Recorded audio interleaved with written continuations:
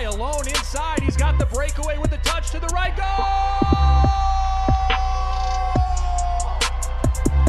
Everything you wanted from this debut. It's Brandon By.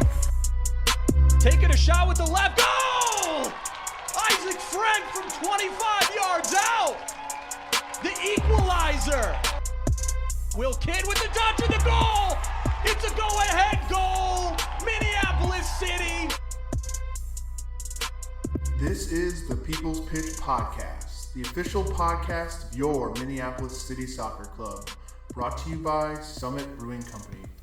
This is the People's Pitch Podcast, the one and only official podcast of your Minneapolis City SC. I am joined, as always, by the buckethead to my Fred Durst, John Bisworm. John, is Limp Bizkit your favorite variety of 90s rap rock? Because this Minneapolis City team is rolling.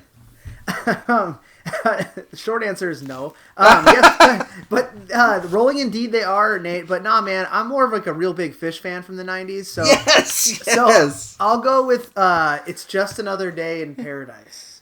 Or my first runner-up is Smash Mouth. Okay, cool. So this week we're going to cover the top of the table clash that was this last weekend's match versus VSLT. On the heels of that match, we finally got our first taste, or our turn at the whipping post, that is LaCrosse Aris, and we're going to break down the weirdness that was that match. Of course, after that, I got a chance to catch up with Coach Adam Pribble, so we'll get his thoughts on that match and how the season's going. And then finally, without the technical difficulties, in the equation, we're about at the halfway point of the season. So we're going to give our big takeaway from the first half, and we'll talk a little bit about the team's trip to the Chester on Saturday to take on the Naughty Nurses. Are we ready, John? We are ready, Nate. So, by now, unless you live on Mars, folks, you should have heard the result of last weekend's number 1 versus number 2 in the table matchup at the Jimmy in St. Paul. It was the definition of a statement win, or if it wasn't the definition of a statement win, Nate, I really don't know what else it could have been. Yeah. It is very rare, especially in our league, that you get a result like that at home when your name is not Aris. So I'm really excited to dive in and talk about this one. So why don't you tell us who the coaching staff brought as the 18 for the match? Yeah. So starting lineup for Minneapolis City, we had Matt Elder in net, back line of Aaron Olson, Max Kent, Miles Norville, and Nick Hines getting the start. Steve and Max Stegwart were the defensive mids. Martin we had in the number 10, Martin Brown Jr., and then up top, we had Nick Hutton, Will Kidd, and Tim Wills. On the bench, Big Game James, Abdallah Ba, Whitney, Siku, Juan Luis, Ibsa was a U23 call-up that made his debut in this game, and then Josh De La Rosa, which is very close to Zach De La Roca of Rage Against the Machine, and I always get tripped up. But it was... No, it's not. It's close. So one thing I want to point out there is 3 U23 call-ups sitting on the bench to go in against the number 1 team in the conference. Is kind of we had some confidence in them and hoped that they could contribute, huh? Yeah, we talked about the U23s. Oh, I'm sorry, it was only 2. Just Ibsa and Josh. Excuse me. Yeah. We talked about the benefits of having the U23 team, and it just continues to turn itself over every single time we have a match. And I think we'll get into why that's important when we hear from Coach Adam after the LaCrosse game. Yeah. So early in the game, VSLT very fast to stifle any movement that we were trying to do of the ball in the middle of the field, and they were very quick on the counter. So it was a little bit of a nail biter early as both teams were trying to feel each other out. They were a little more successful as far as how the attack went. Will Kidd was able to kind of make it to the touchline and dance around a defender, was brought down, but the call was not made. That was about as dangerous as it looked. But once we decided that we really couldn't build the play from the midfield, that VSLT was going to get in the way of everything and challenge every time, we decided to go over the top on them, and that was only in the 16th minute. First goal comes as Nick Heinz kind of kicks it into Steve, who decides to put it over the top. Martin, he finds Martin kind of at the top of the box. Martin chests it and is able to kind of chest it and turn to his right and really smoothly on the volley boot it into the netting on the right side on the right inside of the goal, and all of a sudden it's 1-0 in the 16th minute. We're not used to scoring early at Minneapolis City, John, so this was a nice surprise. Yeah, it really was, and I think your thoughts early on in the game, like I think VSLT came out real hot, and we were very content in like just trying to feel out how the game was going to go. And I kind of equate it to if you watch like a Champions League final or like a World Cup final, a big cup final, a very important game in general. Both teams tend to not really go at each other and not to tip their cap on how they want to play. Yeah. But VSLT did, and we just absorbed the pressure, and there were a few dicey moments in there, but we absorbed the pressure, and then like you said, just got direct with it, and they could not handle it. No, we found that spreading VSLT wide was giving them fits. Like their right back, their left back could not cover the space, and the cuts inside that both of our wingers were making were causing a ton of chaos in front of the net. And I think this is kind of when the wheels started to turn, and we figured like we can sustain this. That wasn't just a fluke goal where we caught him off guard.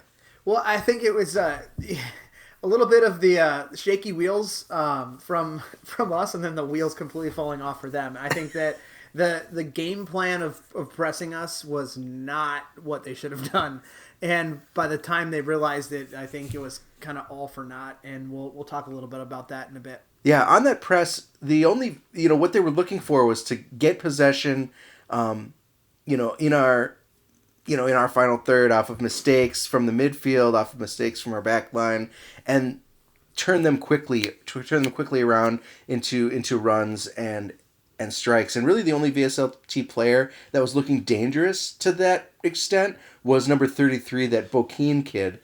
He's probably not a kid, he's ancient. But he's probably like 45. Yeah, but he's little and fast, and he was really dangerous on that counter. What were we looking at with him, and how did we contain him early? Well, he's been around VSLT for as long as I can remember, and his name is Mark Bokeen, and yeah. he's a very good player. I think that countering his speed and his we'll call it trickery, yeah, if that's a real word, was countered by us having AO on that side, and it also is a counter that those guys have gone against each other for years in men's league soccer. So it's just a fun matchup to watch because they both have pace. They both are battlers, and it's really just who's having the best night. Yep. And that's how the game's going to go. And it was AO who was having the better night. That is true. So as you said, we decided to we noticed that this direct play would start to work.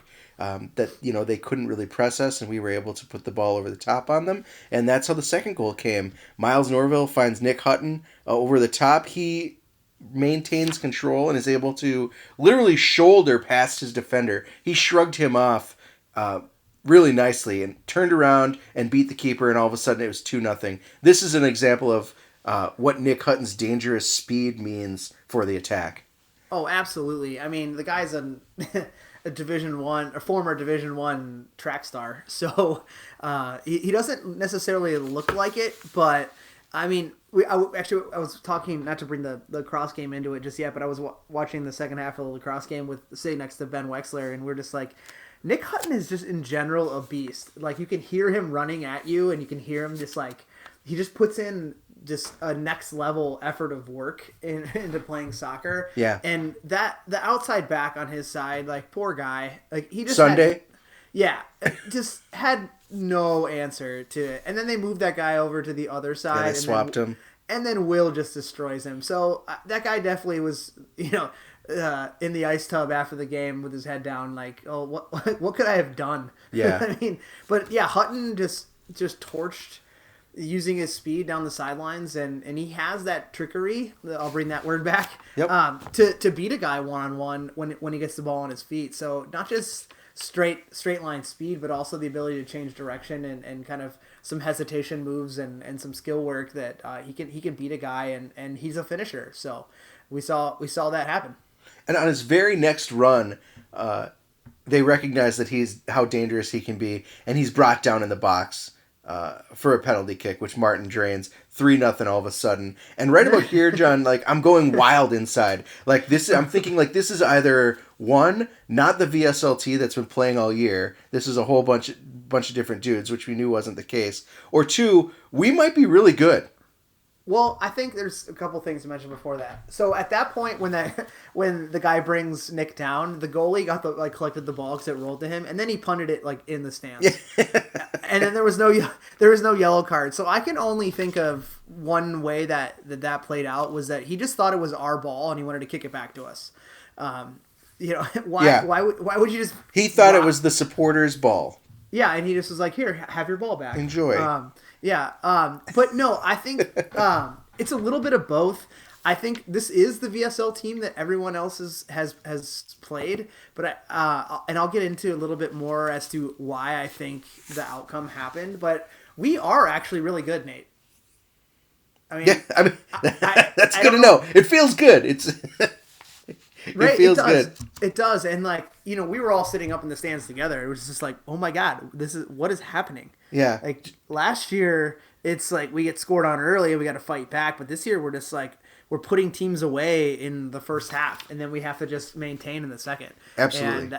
And that's what happened. I mean, we just took our game plan and over executed it to a point where it was dunzo for VSLT in like the 30th minute. That's true, and we turned their game plan on its head. I was going to say the exact same thing, that by the 30th minute, they had to make a drastic change. The dreaded first half sub, as they lifted their second striker and put in another midfielder. Usually they come out in a 4-4-2 with kind of Jenkins and Zahir able to roam freely, I guess up top. Sometimes Zahir will drop back. Sometimes Jenkins will be the one dropping back, looking for a loose ball in front of net. But that was all over by the time we put 3 on him. I'm glad you mentioned Jenkins. I wanted to. I didn't put it in our notes here, but I wanted to definitely bring it up. That guy's really good, and like I felt bad for him at times because he was working so hard to win the ball and to try to create. And I think that.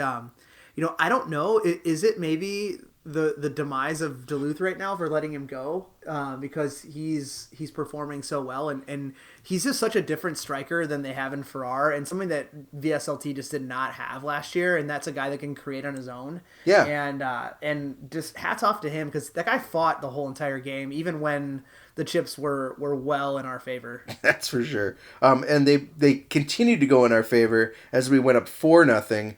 So amazing ball skills gets the team soaring downfield. Will is able to just break his defender's ankles. Oh, yeah. And number 26, who had just come on for number 22 for their second striker. So number 26, this new midfielder, drags Will down from behind, and of course, that's another penalty kick. And this one is by Max Stigwart, and it's 4-0.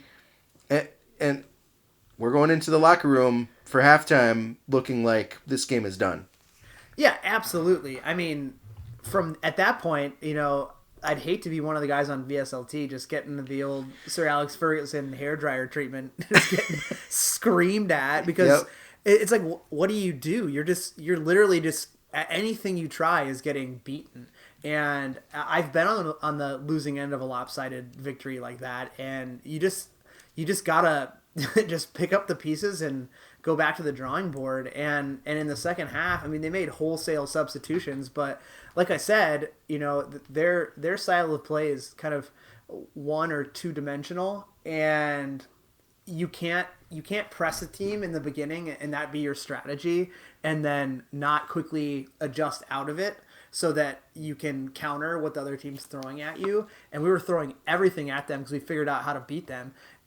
And by the time halftime came and they had to make adjustments to try to fight back, it was all for naught. Like, there was no way they were coming back in that game.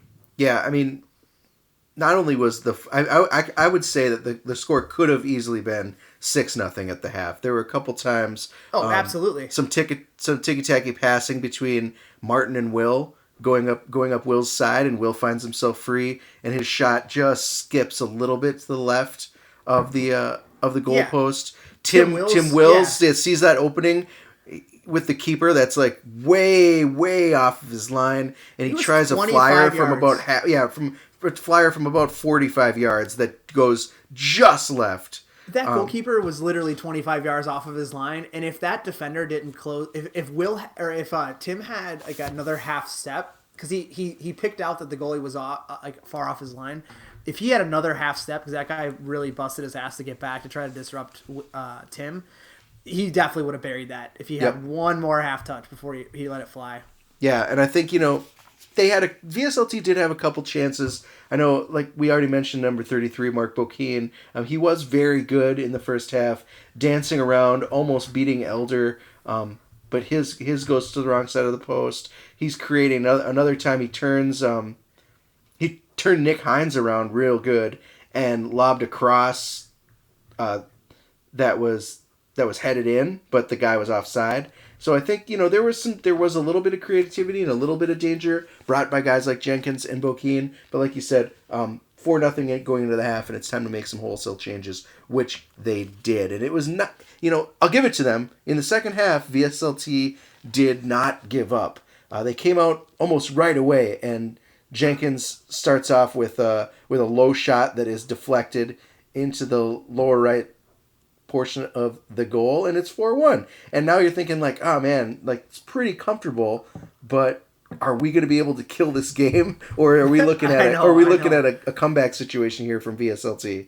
It was, everyone kind of peed a little bit when that one went in, like, no, not again, kind of thing. But we were well on the front foot by that time, and I'm nervous for every game, but the nerves were a little less at that point for me, even though they did score. Yeah, and I think VSLT did the wrong thing, and that's involve the guys emotionally in the game. Like, number 33 ends up raking Will's face for an uncalled foul, and we see some fire coming out of Will. Like, he's usually a real quiet guy. Will comes up angry. Will comes up John at Bokeen, John at the ref, looking for a call. Like, that's not the kind of thing we're used to getting out of Will. And you're thinking, like, if you want to kill a game, you want to make sure, or if you want to keep us from killing a game, you want to make sure we're as sleepy as possible in the second half, and they were not doing it. Right, and I totally agree with you, and I think that again it goes back to game planning, like the need, like the senseless fouls that were coming in the second half were just eating into their own time. Yeah, and I know it's frustrating when you're down like that and you're getting beaten like that, but if you want to have any glimpse of a comeback, you can't be stopping the game by being stupid. And they tried. They added a ton of speed. Those new subs coming in the second half. That speed that we were having trouble adjusting to it. They were dancing two guys on the line, hoping to make some runs on through balls or balls over the top. Whether it was 24, 26, or Jenkins, number 9, they were all kind of ready to break, but it just never happened. Like Max Kent was eating up the play, Miles and Miles as well. We're just kind of eating up the play there and keeping them from making those breaks. So that's great. And then finally, our last goal to go up 5-1, young Josh De La Rosa. Josh out of midfield gets it to Juan. Juan gives a little deft touch to get past his man and sends the ball right. Nutmegs him. It was beautiful, and he sends the ball right back to Josh, who was screaming down the line, and he went untouched to goal. He scores on the same field that his career or his season was ended last year, and we are the solid 5-1 victors at VSLT with 11 points and a game in hand on them. Pretty exciting Saturday, John. What are your final thoughts on the game? I think everyone's kind of read the recaps. If you weren't there, hopefully you've seen a little of the footage. But John, I would like to hear kind of your thoughts on a game like this and what that means for the team. Sure. I think this match should be taken at face value, but VSLT, like, when I say at face value, I mean, like, the score line was probably not even, as we already talked about it, not as indicative as what it could have been. But VSLT is not a team that you'd expect to beat 5-1, if not worse, like I mentioned, if we tuck away the 5+ chances we nearly missed on. They are a good team, and we should treat them as such, but you have to hit the release valve on the hype train that's kind of following along with them after their fast start until they put together the full season. Because we talked about in the past, can they put together the full season? Who are the guys that show up? Like, what changes have they made? All of their wins have been mostly 1-0, including last night's 95th minute winner against Duluth. The same scoreline, 1-0. Yep. And then the beatdown we gave them doesn't say something about their weaknesses. It brings a lot of questions to my mind. Look outside of Aris, which I feel fairly confident that they put together no game plans for other teams. I think that when truly pushed by an actual all-in game plan that counters their strengths and weaknesses, which from what I have seen over 2 years in this league seems to be very uncommon with teams. They seem to throw the same thing at you and hope that like they can just elevate as a team. Hope that they execute. Hope that they can execute at what they feel that they're good at. Yep. Without having some flexibility and saying like, if like we did, if we can't beat you with possession through the middle, we're gonna try to find another way. And so the secondary game plan is stick to our style of play, and then the alternative game plan is identify the weakness and attack it. So basically, I'm not ready to give them as much credit for what they've done to date, other than this. They've upgraded on the field. The game day experience I thought was super fun. The little girl who was announcing the winners of the raffle, awesome. There was a good crowd there.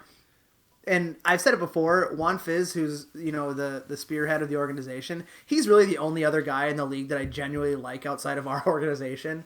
And I think that they can play a really attractive style of soccer. But we'll have to see how things ultimately shake out by the end of the summer. So, Nate, player of the game, not named Will Kidd, who clearly was a man of the match, putting another 2 defenders on his summer 2018 poster in that game.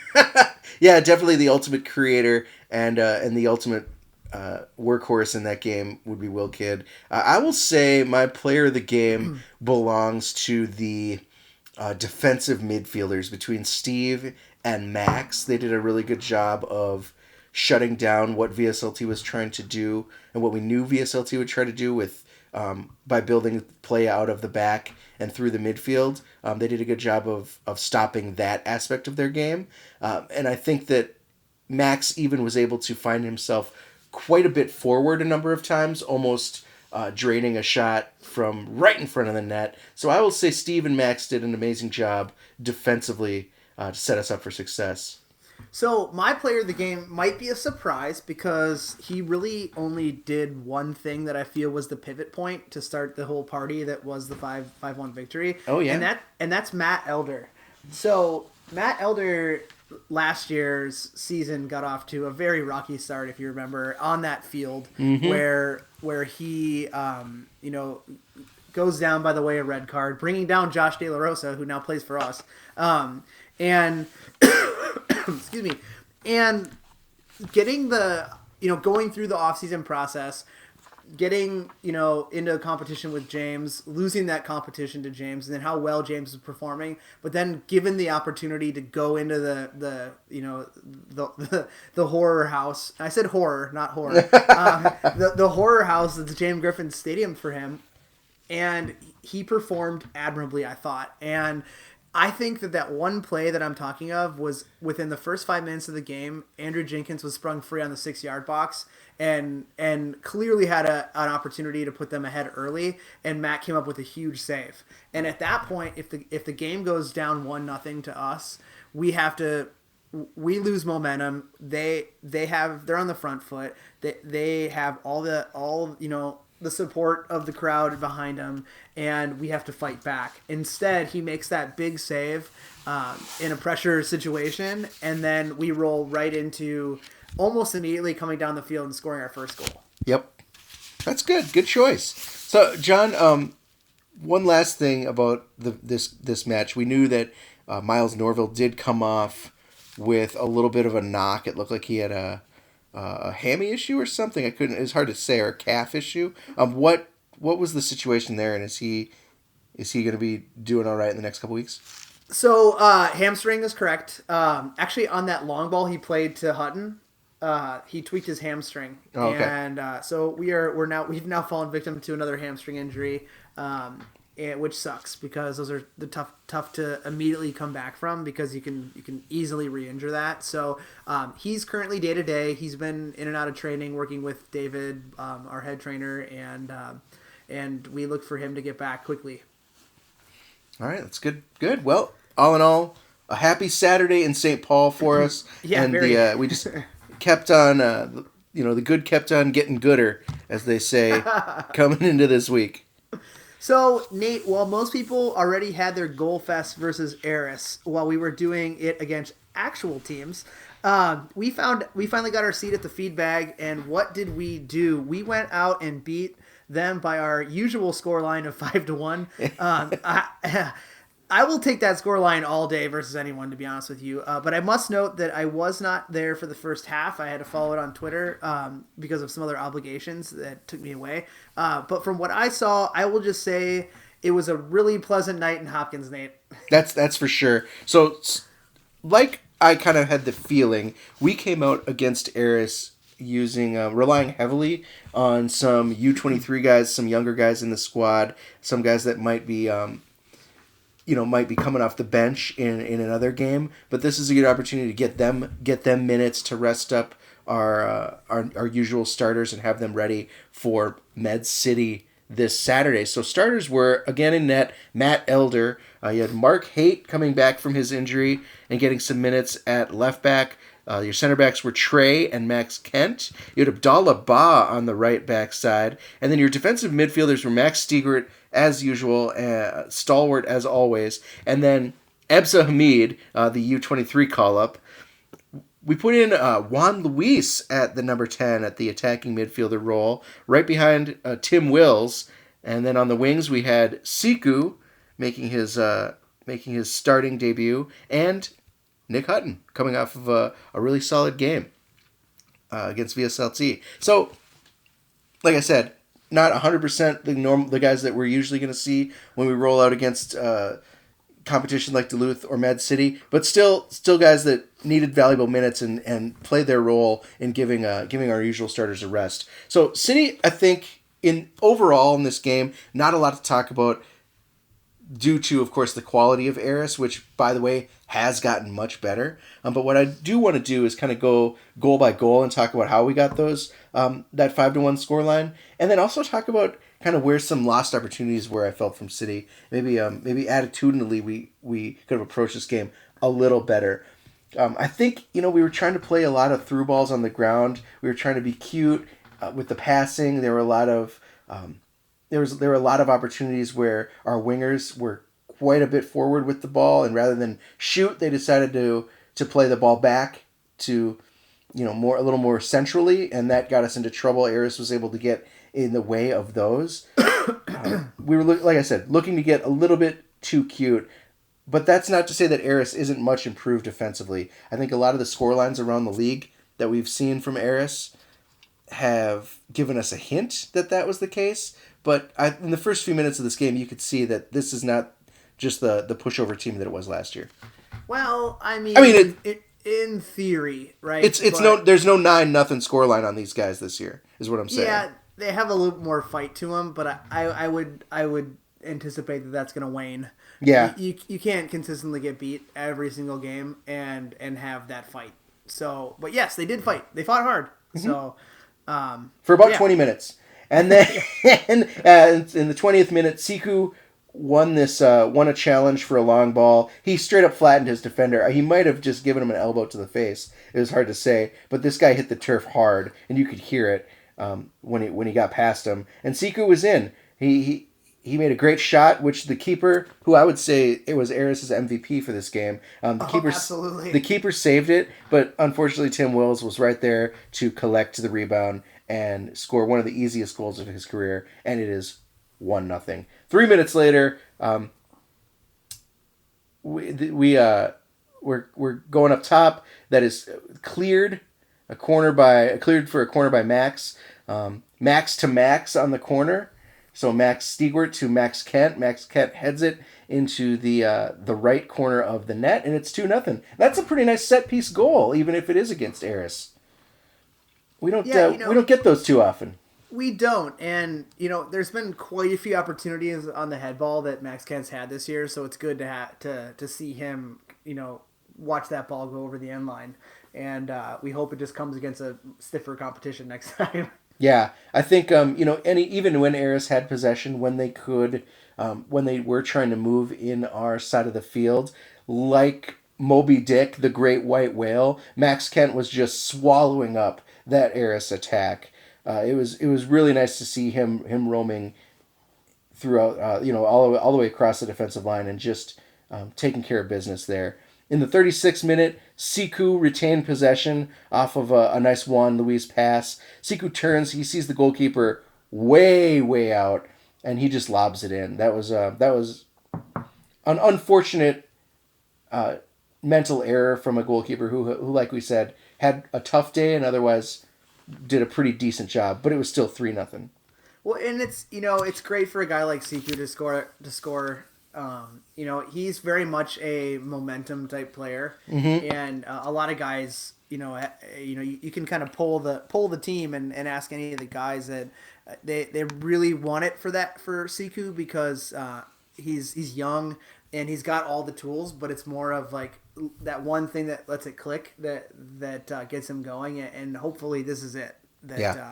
This goal, just like Max, saw it go over the end line, and now he can keep doing it. Awesome. At 42 minutes, Aris got their first shot on goal, so that was number 2. That was nice. That was number 21 who made the shot, but it was saved by Elder. But minutes later, near the end of the half, in the 45th minute, a shot from number 18 was deflected. 18 is Joshua Donker. He tried to rip one off. I think it bounced off of either Max or Trey and kind of took a weird direction and went into the side of goal that Matt Elder was not standing in. So that sucks. So would you say, Nate, that it donkered off of a defender? It did. Donk. So it was 3-1 at the half, and that's surprising to see Aris score against us, but it's not something they haven't done. They scored 3 against Twin Stars. They've scored a couple throughout the throughout the season. So it's nice to see him, even if it is against us. It's nice to see him score at least one. And then the second half, right when you came, time to put the game away. Ebsa, Siku, Haight all come out for Steve, Whitney, and Nick Hines. Timmy Wills ends up making it 4-1 on a really nice opportunity. It's a nice finish. Yeah, it was a really nice finish. It was, and it's another example why Tim is kind of a unsung hero at the striker position, because he's able to turn some real nice finishes out of some good sorry, what am I saying? Out of good, like, get it together, man. Out of finding himself in some good space on the field. Yeah, I mean, Tim's usually the guy who's the creator for others around him, and it was good to see him drop that moniker and just go into the straight finisher that he can be. Yeah, man, and he could, and he did. Hat trick for Tim Wills on the day, as in the 67th minute. Nick Hutton is on the break. He kind of, with a give and go with the midfielders, and then he finds Tim Wills on a nice cross. Tim puts it away, 5-1. Tim's got his hat trick. The third Minneapolis City hat trick of the season, of the young season. Can you believe it? Yes, against LaCrosse, I could believe that we had a hat trick hero. But it was funny because if you go on Twitter and you look at his post game interview, he was like, "Yeah, I did the Miles Willis. I scored a hat trick against LaCrosse." And but he's like, but he's like, I didn't need a penalty kick. Oh, I didn't catch that part. But yeah, I mean, it feel great for Timmy. I hope he like Max, as I mentioned, scores goals against better teams. Yeah. A couple other funny things to note on this game, knowing that the 5-1 scoreline held to the end, is there was a player, I think it was number 9 on Aris, that was playing in turf shoes. Like he just had indoor soccer shoes, like straight up cross trainers basically. Didn't have cleats, which I felt was a little dangerous and maybe an interesting choice. But I have a feeling he might have just like grabbed the wrong shoes and put the wrong shoes in his bag and was screwed. Nothing seems to surprise me when it comes to LaCrosse Aris. So another thing I liked seeing was Nick Hutton taking an elongated water break during the run of play in the 84th minute. He just decided to stop defending his guy, goes over to the sideline, grabs a bottle of water from someone, and chugs it. Spectates. Yeah, for a little bit, but that was kind of a funny thing to see, adding a little character to an otherwise foregone conclusion that was a game against Aris. John, I had the chance to catch up with Coach Adam after the match, talk about how the guys are going for the season and kind of what's coming up and how this Aris game is going to help get them there. Let's have a listen. I'm here with the rare post-game coach interview with Coach Adam Pribble. Adam, the LaCrosse Aris team is not one that we were afraid of, but it's definitely a good tune-up game for some of the younger guys. Juan Luis puts in 90 good minutes. Ibsa shows up. A lot of good recovery for some of the guys that have been injured, like Hutt, Mark Haight. Overall thoughts on this game? Frankly, a little bit frustrating because I felt that we played down to their level a bit. They're better organized than they have been in the past, and actually some better athletes. So the field got pretty compressed there, and we just needed to start getting in spaces behind. And just technically, it wasn't there. Like we just weren't on. But I bet in this game, if you look at stats, I bet we had 25, 30 shots on goal. We just didn't finish them. So, but yeah, like you said, I was impressed with the younger guys. I'm glad Siku got a goal in his debut, or in his first start, rather. Juan Luis played a full 90 and did well. Now we just, like you said, we got to get healthy. Ipsa pulled up with a hamstring. Mark has an ankle. So it's just these little knocks that happen in a condensed season. But that's a good thing we got the U23s behind. We were talking about it last week, going kind of between alternating games that are a little easier on the squad and then that are going to be definite challenges and going to mean something for the squad. Moving into Saturday, are you happy with the performance and are you happy with kind of our situation, or are we looking to cobble a couple guys together and get them up fast in order to compete against Met City?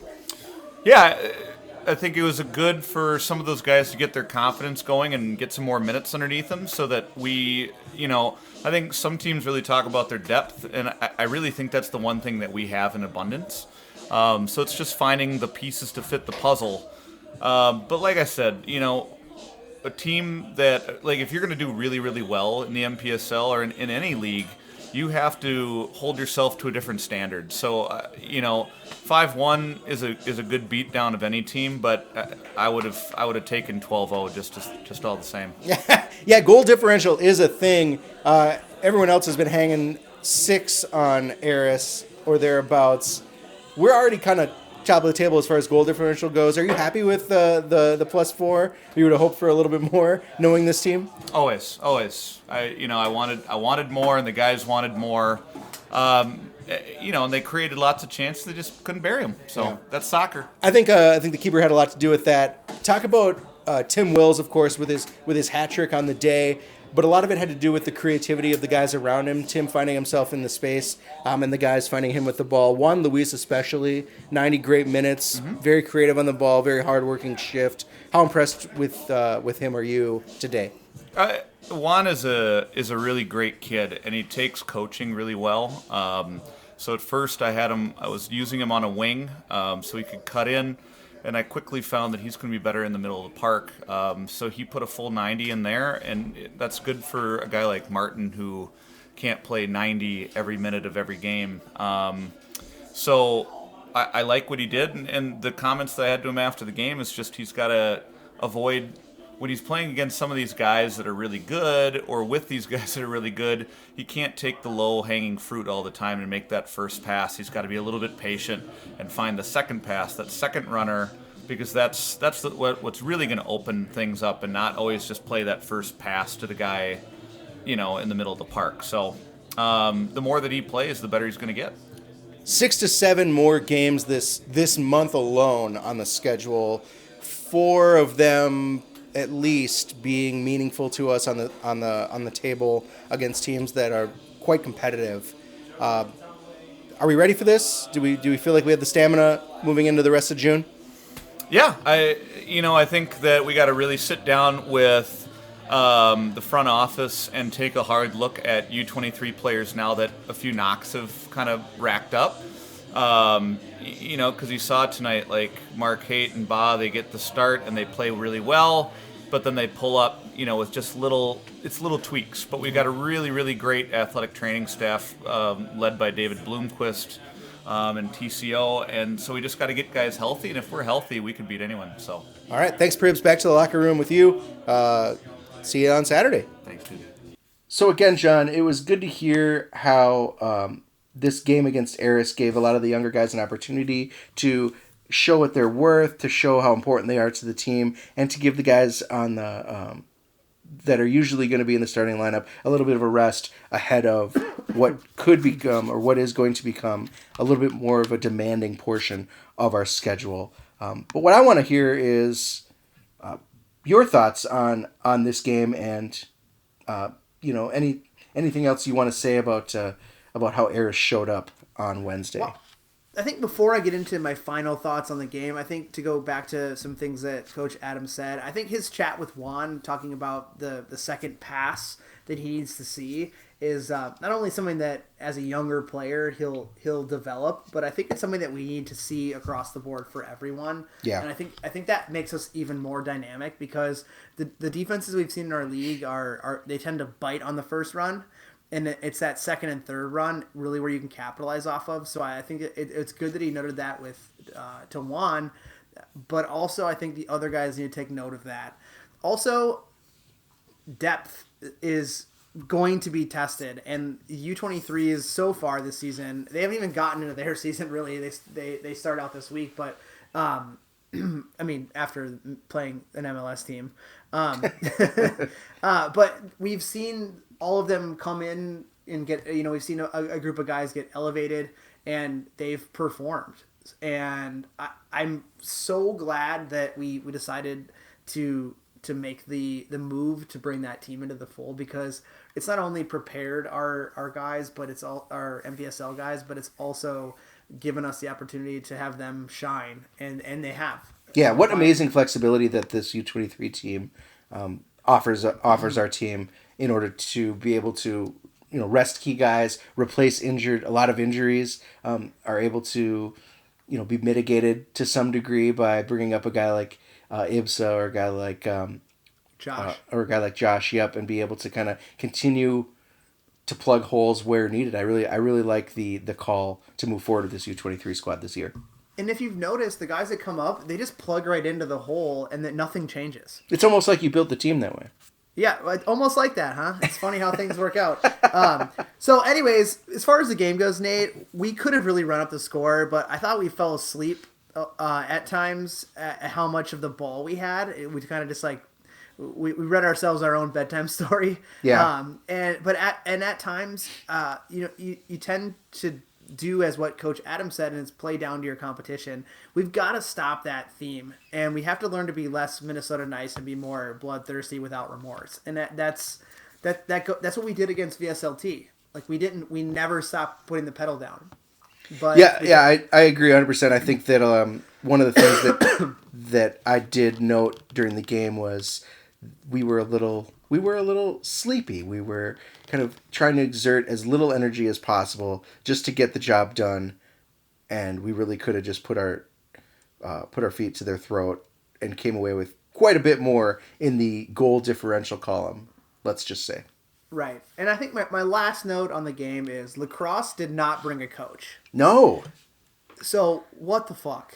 Well, So I know from what I heard, because I straight up asked one of their players after the game, like, "Where's your coach?" And he's like, "Oh, you got a red card." And then that was it. that was the end of our conversation. And I'm thinking, like, there's nobody else in this goddamn organization who could have, like, come down here and been, like, a leader of these guys. Like, what message does that send to the guys that play for you? Yeah. You know, like, it's so sloppy. And, you know, if I were a player on the team and my coach, first off, we didn't have a coach. And then we didn't have our normal coach, and then we don't have our secondary option because there is none. Why do I want to play for a team like that? Excuse me, allergies, pollen. But they're consistently beaten game to game. How do you get up for a trip from LaCrosse to, say, Fargo or Moorhead to play against Dakota Fusion or Sioux Falls to play against the Thunder when you know what the outcome is going to be? I mean, it's simple common sense. Like, you can't beat the horse that many times to try to win the race. There's just no way that they're going to be able to perform, and you see it year in and year out with this organization. It baffles me, and to not send a coach, it's like I said, it's sloppy. It's a little, like you said, it's disrespectful to the players. And the league and the opponent, and it just in general disrespectful. And how consistently boned are we by the letter of the law? And on the flip side, we've had a team of liars that won't play us because they wanted to practice instead because they weren't ready yet. And now we have a team that showed up with nobody driving the ship. Like, how did they make substitutions? Were they just sitting on the bench and a guy's like, "I think I'll go in now for that guy"? Yeah. You know, it's like, what was happening? And like you mentioned, I feel bad for the players. They try real hard. It's just they're just not quite there yet as a team, and they look underprepared. They clearly were undercoached. And we actually have a player in Josh Paris who went to Shattuck St. Mary's with Miles Norville and Trey Benhart, and he's on our U23 team. And he played a summer for them, and you can ask him the question, like, what are the differences? And it goes to preparedness as an organization. Like, sometimes they'd show up and there weren't enough people to train. Or sometimes they show up and the coach wouldn't show. Or sometimes they'd show up and there wasn't equipment. Like, the right equipment wasn't ready. Like, balls didn't have air in them. They spent the first 15, 20 minutes of practice pumping balls up. Like, it's just, at this level of soccer, I know we're not talking about the MLS, but you think you're bringing these guys in from a college setting or even a high school setting, like, that shit's expected, man. And it's just sad to hear. And I don't know if the NPSL will ever step in and do anything about it, but it's kind of a black eye on our league that this is something that kind of happens over and over again in the recent history that we just can't get past by making a decision to just let them go away and bring in a team that really wants to compete. Yeah. Absolutely. Now, speaking of black eyes on the league, John, we're not technically at the halfway point of our season because of the Twin Shards, but we will hit the halfway point on the return leg against Med City this Saturday night. But before we get into this preview, I want to hear the one thing, knowing that we're halfway into the season, what is the one thing that you have taken away from the first part of this season? Well, Nate, I'm glad you asked. Mm-hmm. This is a crazy one, but stay with me. You need to score goals to win soccer games. So groundbreaking stuff, right? Am I right? Yep. Like, real groundbreaking here. I knew that we would score more goals this year with the additions that we made in a few areas. We have some new signings that are a little bit more dynamic, or are proving to be more dynamic than what we had last year. And we made upgrades to our facility for trainings. We brought in the U23s. I believe the coaching staff has elevated itself, not only with game planning, but the preparedness of the players. And then I believe that the players have just elevated in general. But as of right now, this is another shocker, we are tied for second in the nation in goals for per game, or at this point in the season. What? Yes, you heard me correct. So let me just say this again so it sinks in. Minneapolis City is tied for second place in the country of the United States for most goals scored and is on pace to be the first. So the only person we have yet to outscore is El Forolito out of the Keystone Conference, which is a conference that seems to score goals like it's their day job. And they have 4 more games played than we have. So last year we finished at 31 goals for, and currently we sit at 21 with 8 games to play. Wow. So it is true, you win more games when you score more goals. And I would not have seen that coming out of, when we hit, start to the start button to the 2018 season. It's been a shocker to me that we can beat Dakota 5-0. We can beat VSLT 5-1. We can score 3 goals against Med City where last year we didn't. Goals, man. That's my takeaway. Goals. Yeah, that's good. That's akin to my takeaway from the first half of the season. I'm going to go to the other side of the field, though. I'm going to say first half of the season has shown that as a team, defense is our strength, as it has always been. Last year we had one of the top defenses. We had the top defense in the conference, if I remember right. And we are maintaining kind of that excellent defensive record over the course of this season. When you think about how many goals have been scored on us so far on the year, I think it's something like 5? 1, 2, 3, 4, 5. Yep, 1 against Aris, 1 against Duluth, 2 against Med City, and 1 against Sioux Falls. 2 against Sioux Falls. Yep. So either way, we're averaging about a goal a game, which is pretty decent. And when you can turn around and score goals, that makes all the difference. Last year we were in kind of a similar position, but the scoring wasn't there. We were losing or getting behind in a lot of 1-2, 1-0 games. And now that we can kind of keep the defense rolling and depend on our offense to step up, this team has a whole new look to it, and it's really, really exciting. My only worry, the thing that I'm hoping against, is that we don't become the Med City of last year and just fall off in the second half of the season and end up out of the playoff hunt. That's a very good point, considering who we play on Saturday. Yep. But while you were talking, I quickly pulled up last year's stats. There were some divisions that only played 6 games. The Mid-Atlantic Conference only had 4 teams in it. So how they played 6 games, I don't understand that. But anyways, they played 6. They played 6 games. The math doesn't work, but okay. And in the South Conference, they had half the teams played 12 and 2 played 11. So right around an average of 10 games. We played 14. We gave up last season. Hang on one second. We gave up 16 goals in 14 games. And that outside of Ann Arbor, they gave up 9 in 14 games. We were right around 7th or 8th in the country if you throw that 6 or that 4-team division in there with goals against. So that's not bad. And if we can keep that going, we could. We're still averaging about the same, if not a little less this year. So pretty cool to know. But like I said, if we can avoid a second half meltdown a la Med City, this is something to build off of for the club for the next couple of years. Yep, absolutely. So John, speaking of Med City, we're taking them on down in Rochester this weekend. Our last match up here saw the Crows take 3 points on a really hard fought 3-2 home opener, and that one, we thought could have been an early indicator of what this season was to bring. They rolled out this 3-5-2 formation, which was a new thing from what they had shown us last year, which might be an effort to get a little more of their weapons on the pitch at the same time. What have we seen from them since then, and what can we expect? Are they going to stick to that formation and stick to that strategy?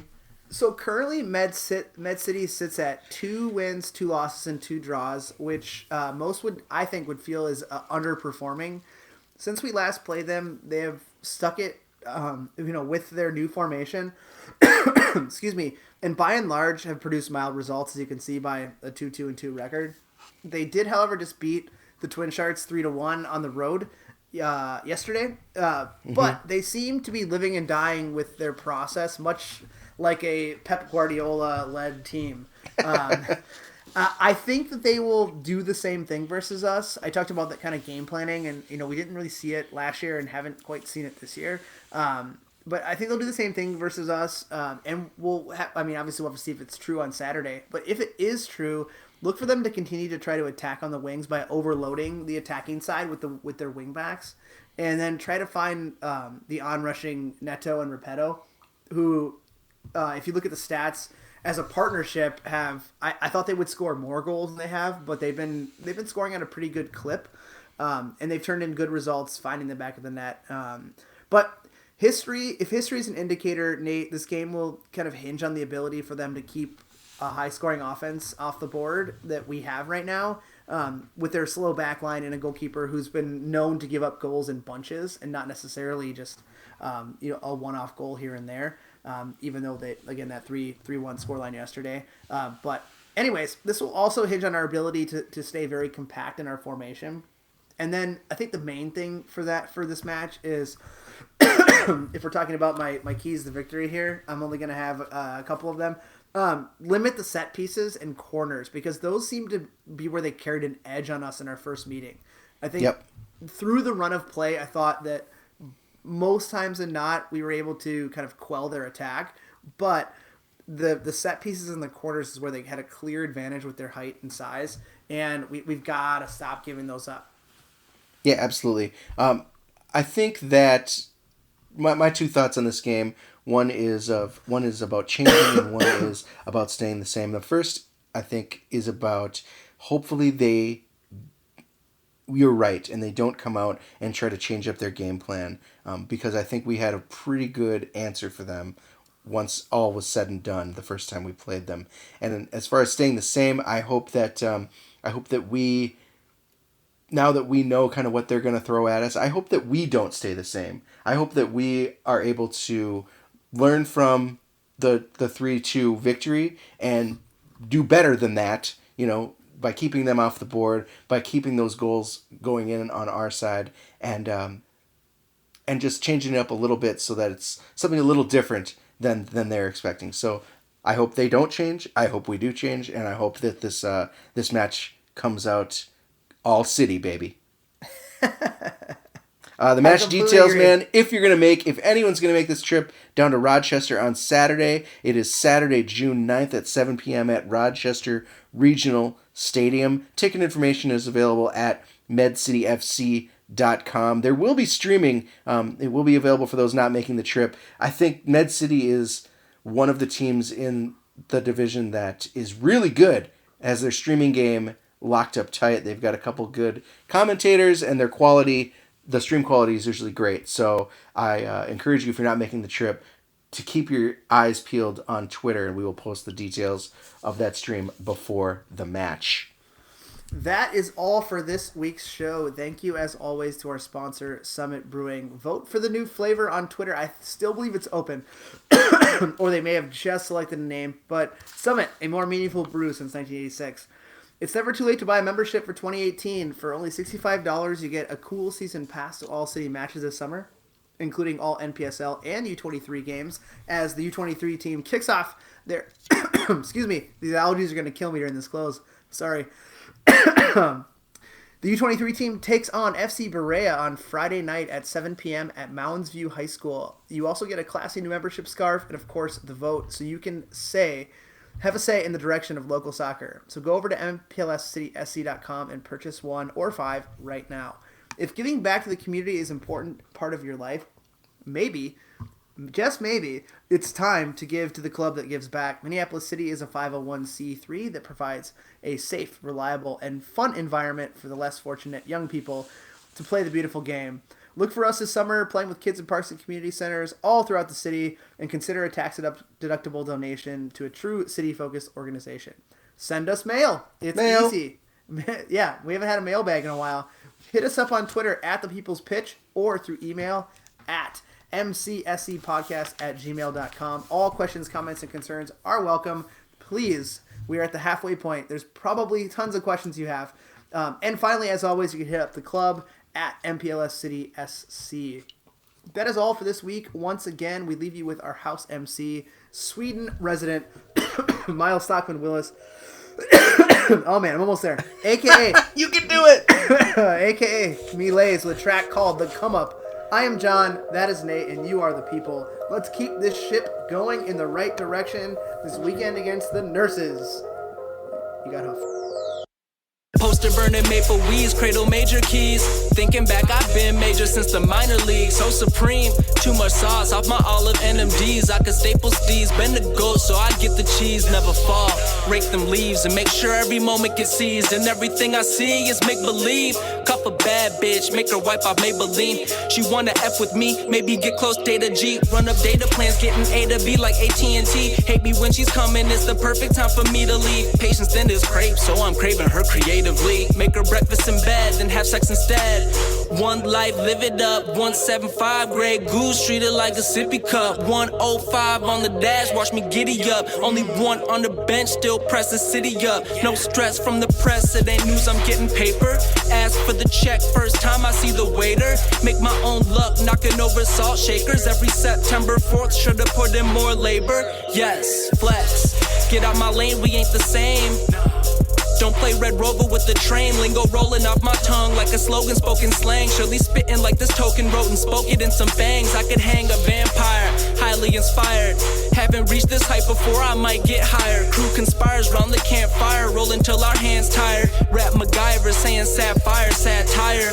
With the swag, attire you admire. So well put together, no assembly required. Newly hired, still this heat so fire that it gets them fired. Fuck boys thinking that they fresh but expired. Everybody's flawed, that's just life's law. Wonder what life will be like when the ice stop. I'll die any day, cause I'm down for the cause. Do it bigger than the Big Bang, like my name was Rush. Burning bridges with no guts. Tell her open up her jaws and feed her nothing but bare claws. All about my dough, so she want a nut. Duh, keep my ducks on the row, on the pond like what? Getting flocks at each show, giving out goosebumps. Playing with her heart, claim she playing spades. Whenever we apart, her brain ain't the same. Tickle her pussy as I tickle her ear hair. More boss than Ross, never been to a career fair. Blood, sweat, tears dripping off my upper lip. On some shit, krillin' chillin', gripping on destructo disc. Go left, go right in life, maybe eat a Twix. Rapping like a silly rabbit, tripping in the tricks. On the come up. Yeah, boy, this the come up. Whole squad about to motherfucking come up.